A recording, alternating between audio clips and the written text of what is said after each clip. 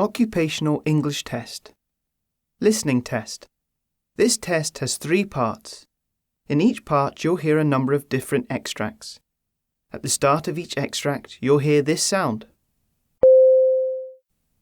You'll have time to read the questions before you hear each extract, and you'll hear each extract once only. Complete your answers as you listen. At the end of the test, you'll have 2 minutes to check your answers. Part A. In this part of the test, you'll hear 2 different extracts. In each extract, a health professional is talking to a patient. For questions 1 to 24, complete the notes with information you hear. Now, look at the notes for extract 1.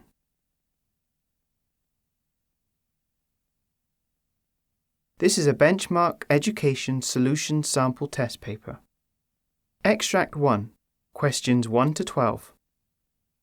You hear an optometrist talking to a patient called Austin Jacobs.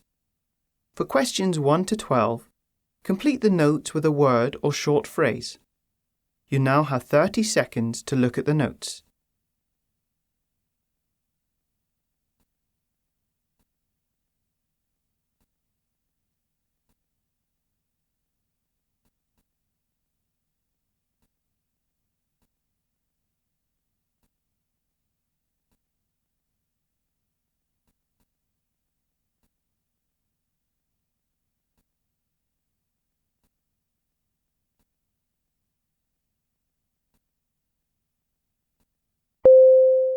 Hello, come on in. You are Mr. Jacobs, correct? That's right, Austin Jacobs. So I can read here in the file and see for myself that both your left and right eye are irritated. Can you tell me when this started? Yeah, the left eye became irritated and itchy about 4 days ago, and then the right eye followed a day later. I see. Have you noticed any discharge or anything else other than the general itchiness? Yes, there has been some yellow discharge coming from both eyes. Yesterday morning it was a bit difficult to open my eyes in the morning, and I have noticed that there is this crusted, dry, flaky material on my eyelashes. I see. Have you felt anything in the eye, like a foreign body? Has your vision been negatively affected? No, nothing in my eye. I tried to take a look and couldn't see anything foreign in there. Just a little redness and no decreased vision. I see here in the medical history you filled out that there's no family history of glaucoma or any related diseases, so what about medication? Are you currently using any eye drops? Do you use contact lenses? No, to both questions. This is the first time I can remember having any issues with my eyes. I generally try to take care of my vision, wear sunglasses, and take breaks from all the screens in my life. Very good. Okay, your symptoms are consistent with active conjunctivitis of both eyes. There are several types of conjunctivitis, such as viral, allergic, atopic, bacterial, medication, and exposure. Because the redness and discharge is not severe, and based on your medical history, yours is probably viral. What is that exactly? Some sort of virus got into my eyes? Yes, exactly. Viral conjunctivitis is an inflammatory response to infection of the tissues surrounding the eye and eyelid by a virus. The most common cause is adenovirus, which can also cause upper respiratory infection. I was playing video games with my neighbour the other day. He has been sick for the past week or so. Could that be the cause of my problem? A very likely culprit. Now, for most patients, viral conjunctivitis clears up on its own in about 2 weeks, so no medication needed at this time. So, no prescription or anything? It will just go away? Yes, that is correct. We only prescribe antibiotics if a bacterial etiology is suspected, but that is not the case here since your case is quite mild. Bacterial conjunctivitis usually presents with severe redness and thick, milky discharge. In the meantime, I'm going to recommend that you buy a bottle of artificial tears, which you can get over the counter. Artificial tears are eye drops used to lubricate dry eyes and help maintain moisture on the outer surface of your eyes. I also recommend applying cool compresses. Okay. How do I do that? Is that something I have to buy? Oh no. For a cool compress, just take a clean cloth and soak it in cool water. Then you just need to wring it out and apply to your eyes. Now it is important that you do not rub your eyes with the cold compress. It will just make the irritation and itchiness worse. Finally, you should make sure to be extra diligent about hand washing and other disinfectant techniques to prevent transmission. So make sure you change your pillowcases and towels. You don't want any other friends or family members to become infected. Okay, no problem. Yeah, my parents are coming for a visit in a week, and I definitely don't want them to get this. Definitely not.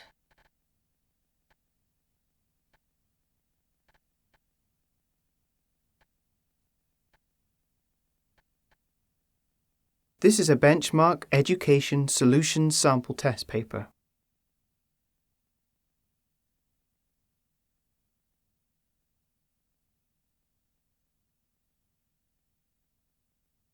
Extract 2, questions 13 to 24. You hear a GP talking to a patient called George Babsey. For questions 13 to 24, complete the notes with a word or short phrase. You now have 30 seconds to look at the notes.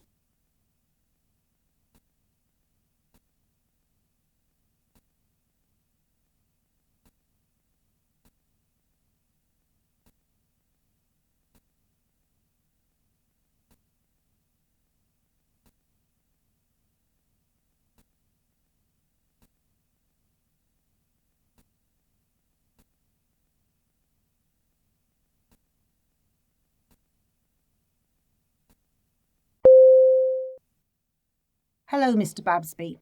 I was surprised to see your name on the list of my appointments today, considering you were just in for your annual checkup last month, which showed you to be a fit 55-year-old man. What seems to be the problem? Oh, it's absolutely awful. I was putting some tools away in the shed in the back garden, and then all of a sudden this very severe sharp pain started. I wanted to wait a bit and see if it would subside, but it has been over 2 hours, and I'm still in considerable pain. At one point it was so severe that I was nauseated and threw up 2 times. Oh my. Show me where the pain started. Well, it started just beneath my ribcage, but it seemed to go through towards my back. I see. Have you noticed any change in the severity of the pain when you stand or sit? Yes, a bit. When I sit forward, the pain eases a bit. Let me think a minute.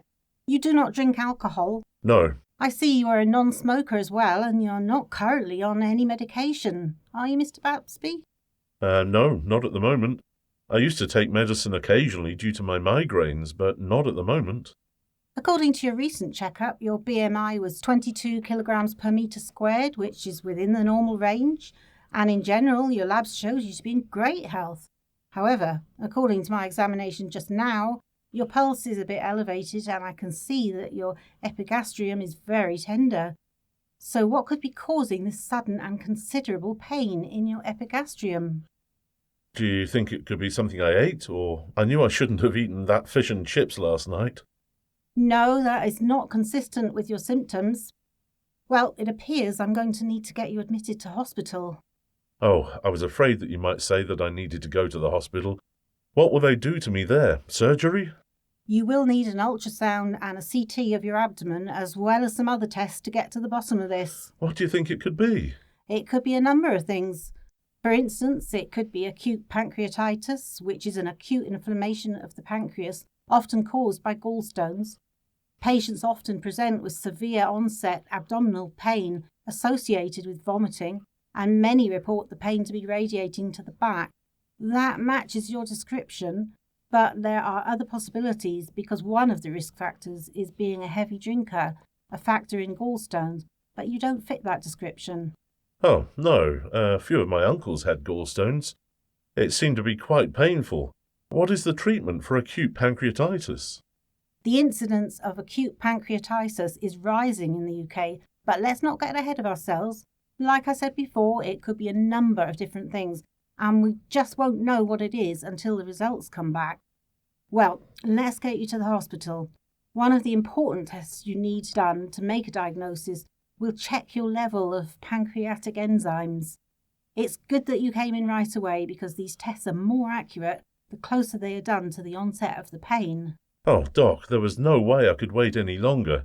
I called as soon as your office opened. I'm glad you did that. Now,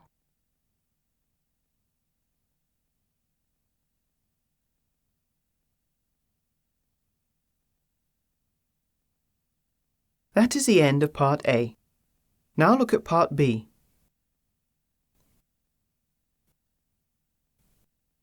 Part B. In this part of the test, you'll hear 6 different extracts. In each extract, you'll hear people talking in a different healthcare setting. For questions 25 to 30, choose the answer A, B or C which fits best according to what you hear. You'll have time to read each question before you listen. Complete your answers as you listen. Now look at question 25. You hear an A&E doctor briefing a colleague about a patient. Now read the question. This is a Benchmark Education Solution Sample Test paper.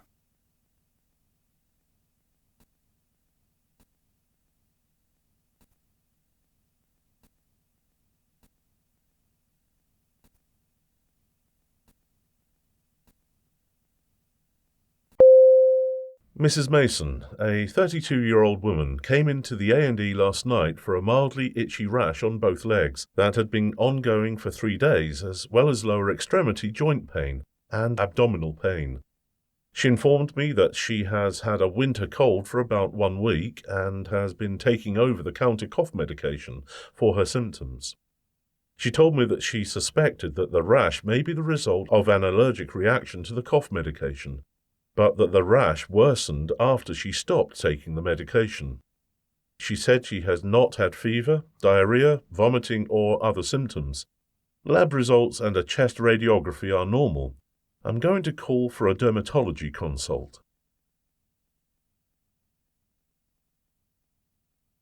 Question 26. You hear a dermatologist in a training session with an intern. Now read the question.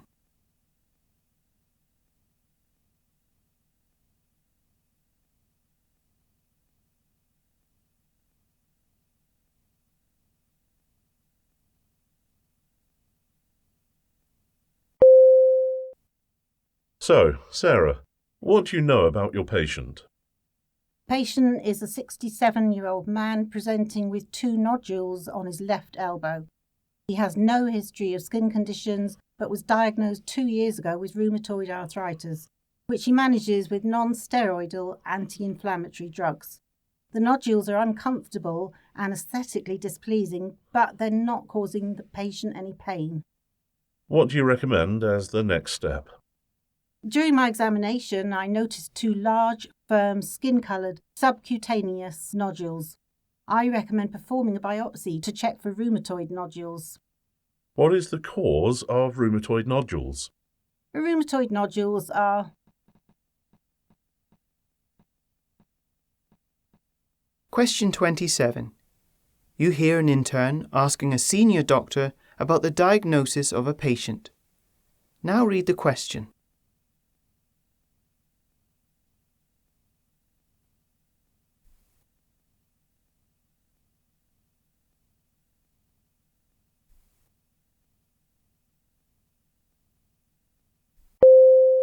Dr. Norris, I have a question about the patient with the long-term ongoing tremor. Shouldn't we be considering Parkinson's disease as a possible diagnosis? Yes, it is a consideration, but there are a few symptoms you should look closely at to differentiate between the 2 diagnoses. For example, the patient has been experiencing a hand tremor for quite a while, but he also has a head tremor. Also, the overall health of the patient is good. Patients with Parkinson's disease often have other problems. Do you know what those are? Oh yes, stooped posture, slow movement, memory loss. Thank you for helping me to look more closely at the symptoms.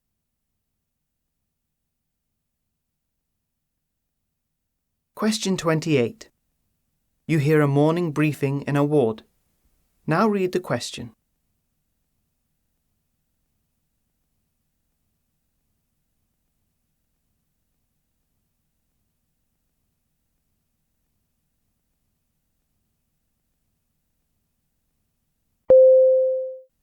Now we come to Mr. Jenkins, who came into the psychiatry A&E department last night.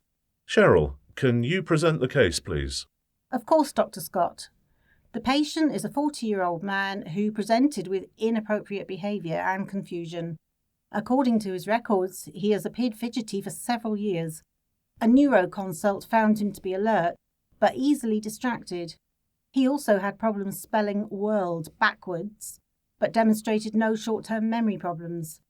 With ambulation, jerky movements are present in the hand and his balance is altered. A urine drug screen came back negative. There seems to be a lot we don't know about the patient. Cheryl, please get a full medical history on this man as well as his family. Then, depending on what we find out, we can move on to tests. Now.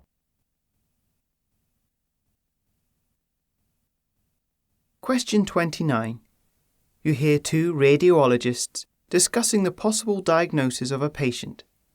Now read the question.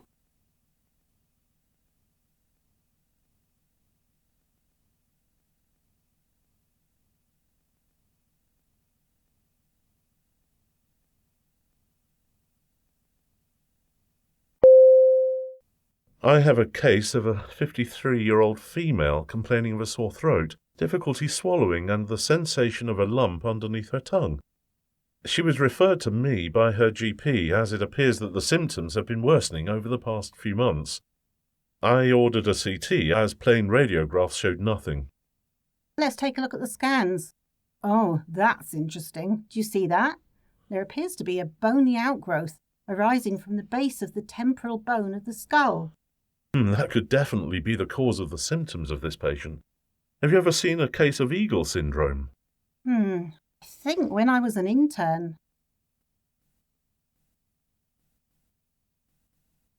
Question 30. You hear a patient expressing a concern to an occupational therapist. Now read the question.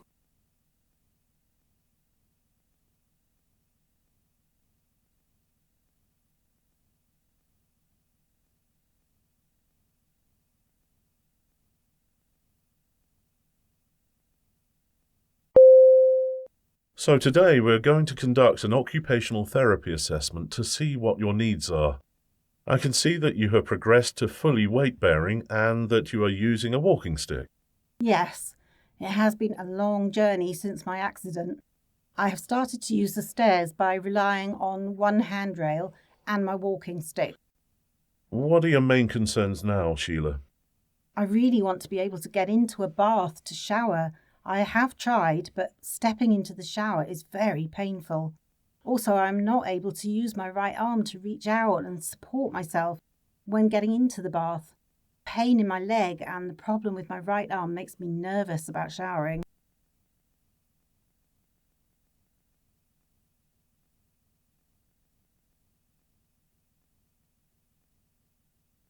That is the end of Part B. Now look at Part C. Part C. In this part of the test, you'll hear two different extracts. In each extract, you'll hear health professionals talking about aspects of their work. For questions 31 to 42, choose the answer A, B, or C, which fits best according to what you hear. Complete your answers as you listen. Now look at Extract 1. Extract 1. Questions 31 to 36. You hear a presentation by a dietitian about a diet recommended for people with a certain gastrointestinal condition. You now have 90 seconds to read questions 31 to 36. This is a benchmark education solution sample test paper.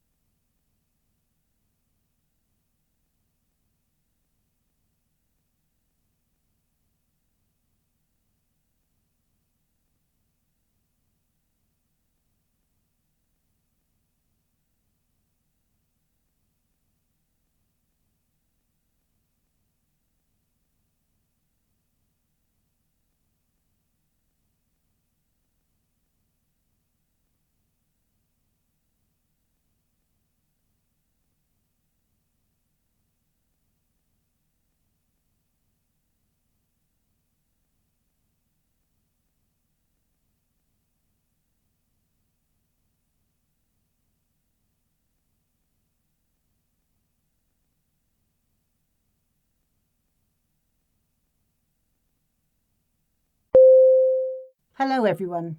Thank you for having me here. I'm going to talk about a current hot topic in the field of gastroenterology and nutrition, using a low FODMAP diet to treat irritable bowel syndrome, or IBS. IBS is a fairly common condition in Australia. According to the latest numbers, IBS develops in as many as 1 in 5 Australians, or 20% of the population at some point in their lifetime. Looking outside of Australia, about 15% of the global population, or 1 in 7 people worldwide, struggle with IBS. An interesting fact is that women are twice as likely to develop IBS as men. A bit of background on IBS before moving into the main topic of the day. IBS is a symptom-based gastrointestinal disorder for which there are no diagnostic tests. Instead, IBS is diagnosed after ruling out other digestive conditions such as Crohn's disease and celiac disease. IBS is characterized by irregularities in bowel habits, such as diarrhea, constipation, or a combination of the two. The contradictory nature of symptoms, as well as their tendency to change over time, makes this a very difficult disease to manage. While the cause of IBS is still unknown, its development and flare-ups are thought to result from problems in the interaction between the gut, brain, and nervous system. Many people who develop IBS do so during or after particularly stressful life events and experience flare-ups in the presence of strong emotions. IBS is unpredictable, making it difficult to manage for healthcare providers and their patients. This unpredictability, combined with the nature of the symptoms, means that IBS has the potential to interfere with many aspects of patients' lives, and if left untreated, it can lead to unintentional weight loss, nutrient deficiencies, and depression. Treatment for IBS can include medication such as antidiarrheal medicines, painkillers, constipation treatments, antispasmodics to treat the symptoms of the disease. But they don't get at the potential underlying causes of the problem. Another part of the treatment plan for IBS is a change in diet and lifestyle. This is where the low FODMAP diets come in. As previously mentioned, IBS is an unpredictable disease and presents differently in each patient, so a FODMAP diet may not be appropriate for all patients. Now, let's get into what the low FODMAP diet is all about. FODMAP stands for fermentable oligo, di, and monosaccharides and polyols, and excludes popular and flavourful ingredients like onions and garlic, which can make sticking to a low FODMAP diet quite challenging for patients. This is where registered dietitians come in, as it is part of our job to make the low FODMAP diet sustainable for patients. We will get back to this later. Next, I want to give you a bit more information about the diet itself. The diet begins with an elimination period in which FODMAP-containing foods are limited. FODMAPs are short-chain carbohydrates, including lactose, fructose, fructans, fructans, and galactans, found in some grains, fruit, vegetable, legumes, and dairy products, and are difficult for some people to digest and absorb. In addition to garlic and onion, other FODMAP-containing foods are artichoke, asparagus, celery, kidney beans, pickled vegetables, cherries, pears, and cashews. What happens is when FODMAPs reach the small intestine, they move slowly, attracting water, and then as they pass to the large intestine, FODMAPs are fermented by gut bacteria, producing excess gas. The extra water and gas causes the intestines to stretch the gut, which is particularly painful for people suffering from IBS, as they already have a highly sensitive gut. After an elimination period of 4 to 6 weeks, foods are gradually reintroduced to determine which foods trigger IBS symptoms. Once a patient's trigger foods have been identified, a dietitian can support the patient in developing a well-balanced eating plan whose objective is to manage future IBS symptoms. Research has shown a low FODMAP diet to be helpful for improving bloating, abdominal pain, and flatulence among individuals with IBS. As I mentioned earlier, it won't work for all IBS patients, but it is certainly worth a try for those patients who haven't had success with other dietary changes.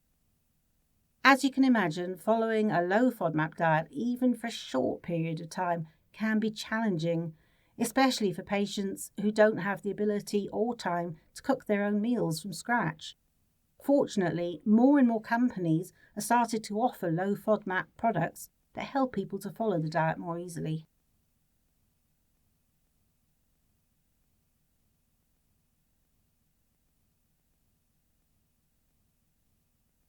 Now look at Extract 2. Extract 2, questions 37 to 42. You hear a dermatologist, Derek Evans, give a presentation about the challenges facing his speciality. You now have 90 seconds to read questions 37 to 42.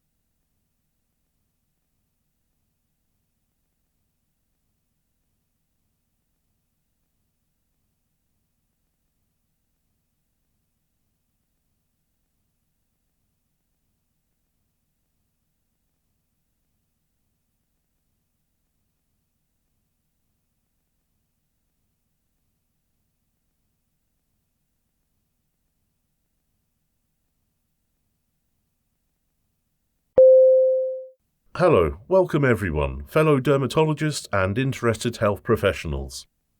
I want to start off by thanking all of you for taking the time to attend this session.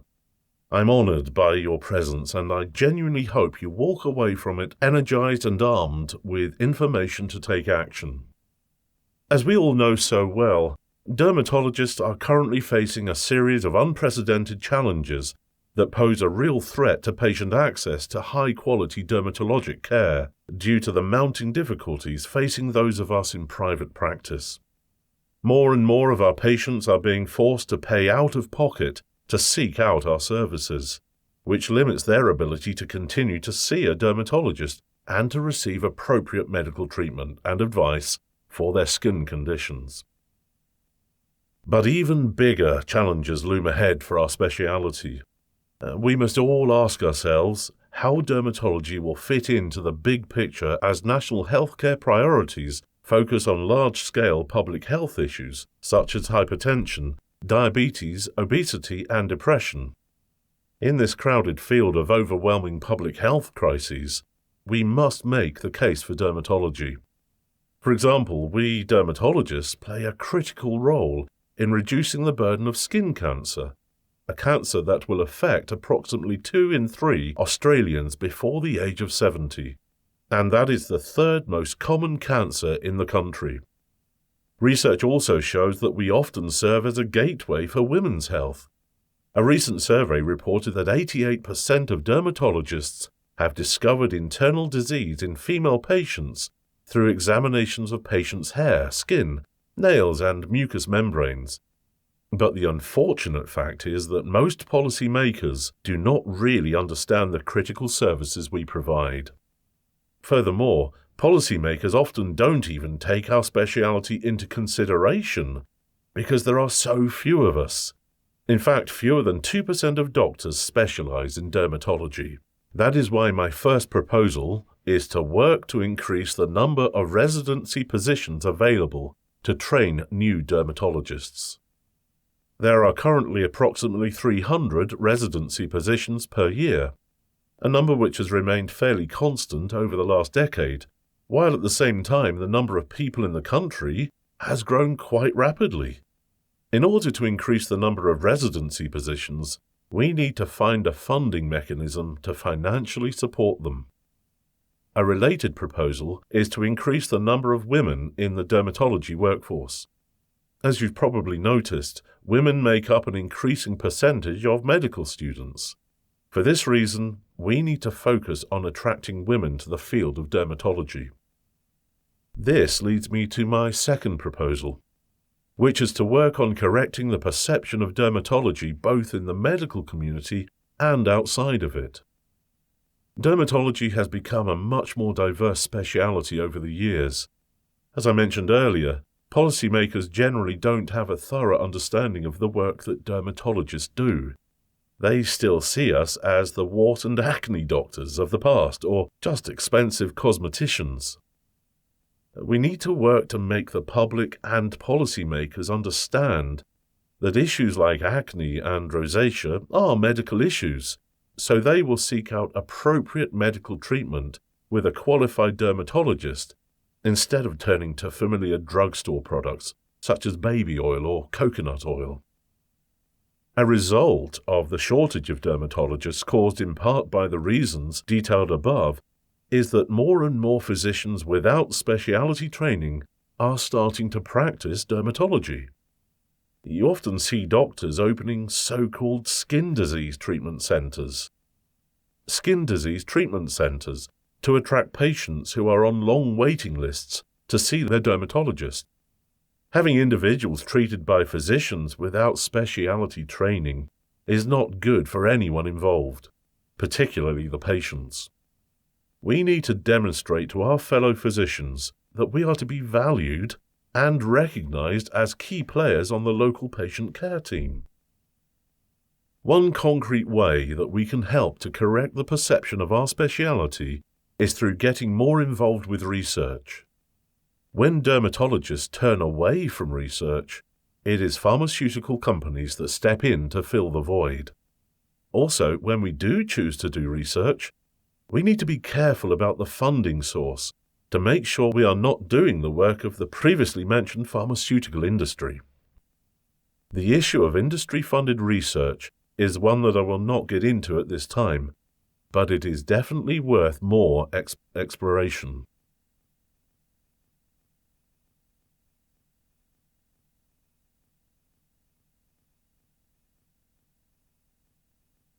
That is the end of Part C. You now have 2 minutes to check your answers.